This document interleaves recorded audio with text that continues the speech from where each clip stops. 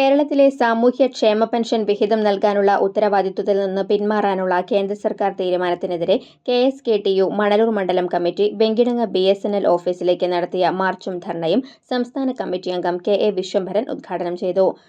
എല്ലാ നിയോജക മണ്ഡലങ്ങളിലും ഒരു കേന്ദ്ര സർക്കാരിൻ്റെ ഓഫീസിന് മുന്നിലുള്ള പ്രതിഷേധം സംഘടിപ്പിക്കുകയാണ്. ഈ പ്രതിഷേധത്തിന് ആധാരമായ വിഷയങ്ങളെ സംബന്ധിച്ച് നേരത്തെ സ്വാഗത പ്രാസംഗികയും അധ്യക്ഷനുമൊക്കെ തന്നെ സൂചിപ്പിച്ചു.